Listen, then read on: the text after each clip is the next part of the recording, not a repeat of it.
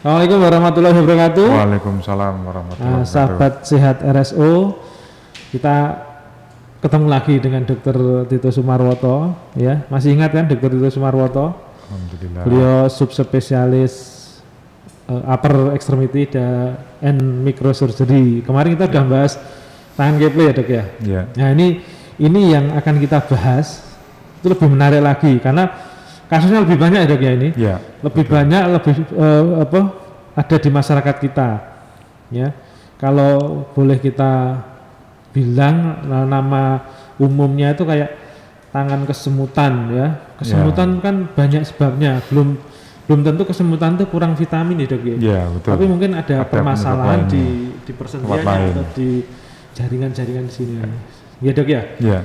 Contohnya gini dok, saya sering ketemu kebetulan saya juga di rumah itu kan menerima perawatan pasien pasca operasi gitu ya, atau mungkin ada tetangga yang mengeluh. Ini dok, satu, ini yang sering ketemu ya dok ya. Iya. Jempol itu kalau ditarik gini, ini sakit dok. Iya. Dia sakit, atau mungkin gini aja juga sakit. Iya. Terus sakitnya nggak di sini dok, tapi di sini. Iya. Bahkan yang mengeluh itu sampai di Bahu. Iya. Itu yang pertama dok. Nanti jawabnya langsung aja dok ya. Iya. Ya siap ya. Yang kedua, ini ada juga jari ini atau jempol ini bunyi klek gitu. Itu kayak ngancing ini. Iya. Kalau dia bisa lurus lagi ketika ditarik ini baru klek gitu. Ya. Nanti kalau beliau lagi ya klek gitu. Bisa jempol, bisa jari, apapun jarinya. Iya. Nah itu dok. Nah ini yang seringkali masyarakat tuh pengen tahu tindakannya. Ya. Karena pernah ada dok, maaf karena kekurang tahuannya. Saudara kita ini periksa kemana-mana dan mungkin juga masih karena belum jelas sakitnya apa ya, cuma kasih obat gitu aja. Gitu. Mohon penjelasannya dok, itu kasus apa dok sebenarnya? Ya. Nah ini kembali ke tangan kesemutan dulu Pak Parya. Iya. Ya. Sebelumnya Assalamualaikum warahmatullahi wabarakatuh. Waalaikumsalam warahmatullahi. Nah kalau bicara tangan kesemutan itu seperti tangan seperti kalau di jalani semut-semut gitu, keringingin, nah betul, kebas ya atau kesemutan. Jadi kalau tangan kita ketahui bahwasanya pergelangan tangan kita dan telapak tangan kita itu salah satu dipersarafi oleh namanya saraf medianus, nervus medianus. Itu persis jalannya di terowongan pergelangan tangan atau carpal tunnel namanya. Carpal tunnel. Ya, sehingga kelainan ini kita kenal sebagai carpal tunnel syndrome. Ya, yang paling sering adalah awalnya berupa kesemutan telapak tangan. Jadi mulai dari jempol sampai dengan jari-jarinya, terutama jari 1, 2, dan 3. Dan ibu jari, telunjuk, jari tengah, jari yang kurang mengalami kesemutan ada jari 4 dan kelingking, karena emang persarafannya beda. Iya. Lah, ini memang awalnya pasien bisa mengignore atau enggak masalah, tapi lama-lama dengan perjalanan penyakit mengganggu sekali. Iya. Bahkan sampai malam terbangun gara-gara kesemutan dan sudah mulai rasa nyeri. Nah, kalau itu sudah berarti jepitan atau penekanan saraf di situ sudah luar biasa sekali. Bahkan kalau ini bertahun-tahun, pergelangan tangan kita ke atas ke bawah ini kan ada dekat jempol itu kan ada otot tuh. Kopong itu ya? Nah ini kopong ya, tepos ya. Tepos ya. Oh iya. Kalau ini tepos. Nah, ini berarti sudah berjalan lama sekali. Ini artinya memang harus ada tindakan. Ya. Jadi kalau kita kembali ke terowongan pergelangan tangan itu, memang di situ ada tulang-tulang yang membuat terowongan itu. Nanti tempat lewatnya saraf satu yang kita sebut nanti saraf medianus, nervus medianus, dan ada beberapa urat atau tendon istilahnya yang bisa menggerakkan tangan-tangan kita. Ya, ada 9 tendon yang ada di situ. Tendon itu urat ya. Urat yang menggerak-gerakkan itu ya. Ya. Nah, ini bisa bergerak kan ada tendonnya. Makan bakso urat itu kan kenyal-kenyal ya, tendon itu atau urat itu kenyal-kenyal itu. Nah, itu sebabnya macam-macam. Kenapa kok dia bisa? Yang jelas saraf tadi kejepit begitu, tertekan begitu dengan beberapa penyebab. Yang paling sering adalah proses radang yang akut dan yang sudah berjalan lama tapi tiba-tiba muncul keluhan kronis akut misalnya. Nah, itu sangat mengganggu. Itu yang kita kenal sebagai kesemutan pada tangan atau carpal tunnel syndrome.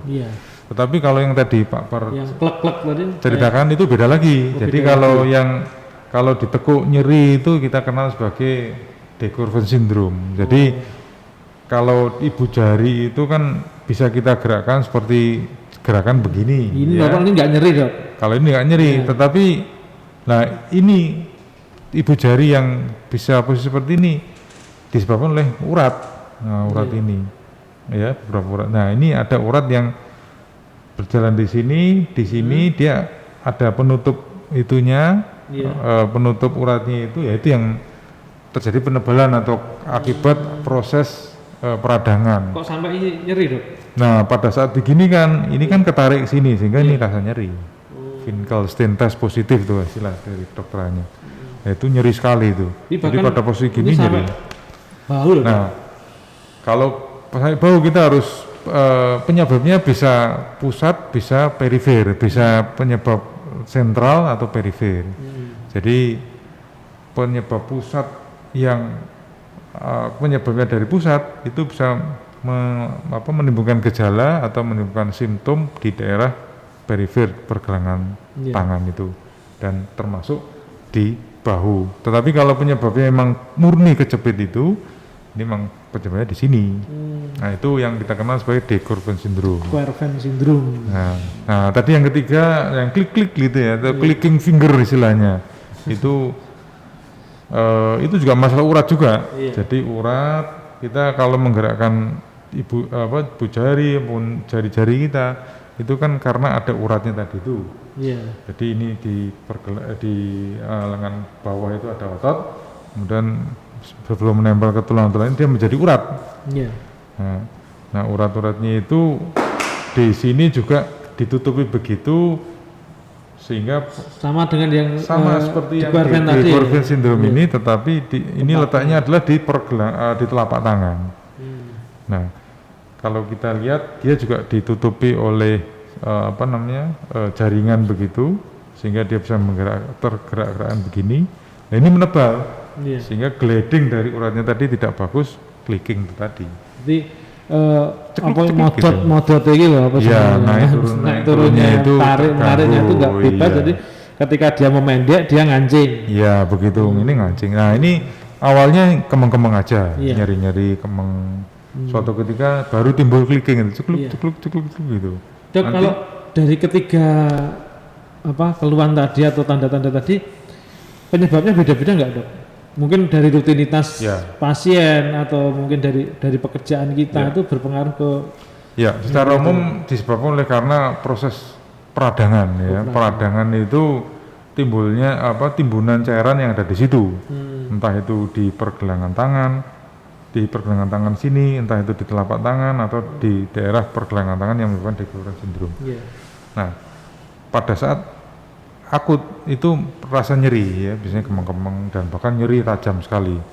Nah, suatu ketika radangnya itu hilang menjadi radang kronis ya, yang berjalan lama. Nah, disitulah penutup tadi itu menebal. Nah, kalau sudah menebal mungkin nyerinya hilang, tapi pada clicking finger itu atau trigger finger atau trigger thumb tadi menjadi cekluk ya itu tadi. Jadi emang secara ini sama, mirip. Untuk tindakannya dok, apakah semuanya cukup obat saja atau ada pengobatan tindakan lebih lanjut? Ya, ini pertanyaan yang bagus sekali. Jadi biasanya kita akan nilai sejauh mana tingkat beratnya itu tadi. Nah, bagaimana nilainya? Ya kita bisa melakukan pemeriksaan, datang ke rumah sakit, ke poliklinik, nanti kita periksa. Kalau perlu nanti ada beberapa pemeriksaan penunjang, ya foto misalnya, jadi ronsen ya.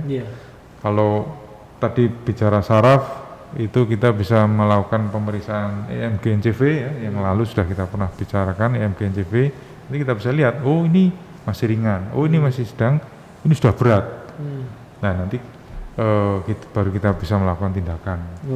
Gitu. Sampai operasi juga dok ya? Ya kalau sudah berat gitu kita mungkin perlu operasi.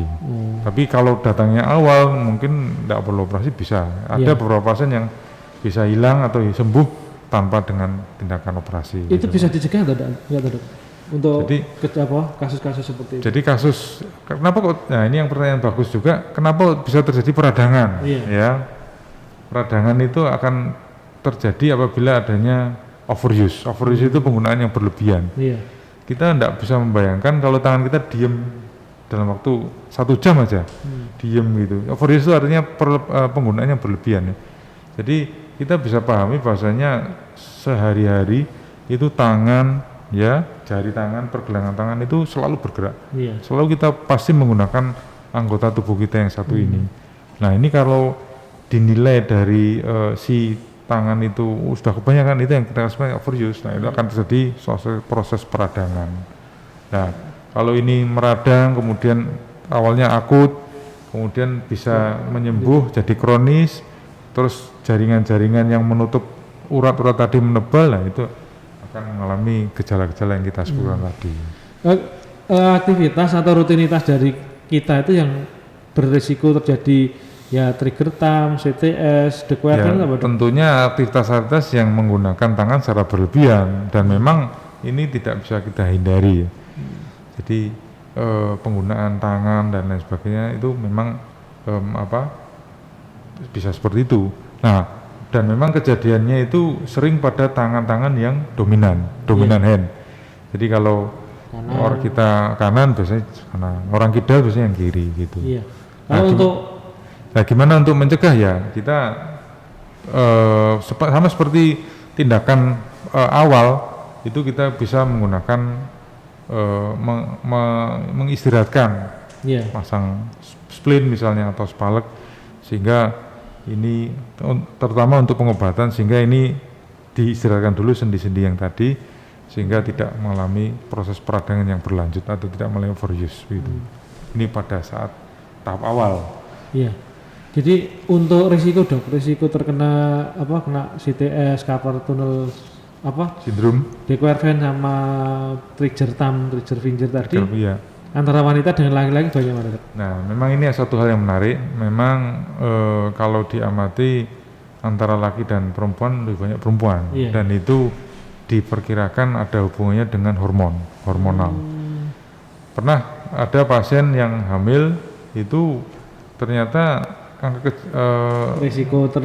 risikonya itu meningkat. Nah, ini menjelaskan ke kita ternyata memang ada hubungannya dengan hormon perempuan. Itu ingat hamil, ingat anak kecil lagi, Dok. Itu ada kasus juga tidak harus orang dewasa kan, Dok. Bayi pun masih kena kan, bisa kena toh. Anak kecil pun bisa kena, bahkan bayi pun bisa kena. Jadi pasien datang dengan posisi sudah nekuk begitu, jadi sudah tingkat lanjut. Ini sudah tidak bisa kita teruskan dan biasanya ibunya atau orang tuanya panik. Ternyata kita setelah pelajari, ini ternyata trigger finger. Jadi perjalanan penyakitnya tadi pertama kemeng-kemeng, kemudian clicking, cekluk-cekluk gitu. Yang tadinya bisa diluruskan sendiri, kemudian nekuk gitu harus dibantu cekluk gitu. Suatu itu kan tidak bisa sama sekali diluruskan. Nah itu yang perlu pembedahan. Miring begini kan repot, nekuk begini. Sahabat sehat, ini kita tadi sudah ngomong terkait dengan apa yang sering timbul di masyarakat, apa yang sering dikeluhkan oleh saudara-saudara kita. Sudah jelas tentunya, tapi akan lebih jelas lagi bagi saudara-saudaraku, sahabat sehat RSO yang punya masalah seperti yang disampaikan Dr. Tito tadi, silahkan periksa ke rumah sakit ortopedi ya dengan Dr. Tito ya. Dr. Tito ada sebenarnya ada satu lagi, Dok, ya, yang Dr. Setiaji Dr. Setiaji Hadinoto, bisa datang ke rumah sakit RSO ya, rumah sakit ortopedi. Terima kasih, Dr. Tito. Terima kasih. Singkat tapi sangat bermanfaat bagi kami. Infonya jelas ya, dan itu sangat ada di masyarakat kejadian seperti itu. Terima kasih sahabat sehat RSO, semoga bermanfaat. Amin. Kita cukupkan bincang kita pada hari ini. Salam sehat. Assalamualaikum warahmatullahi wabarakatuh. Waalaikumsalam warahmatullahi wabarakatuh.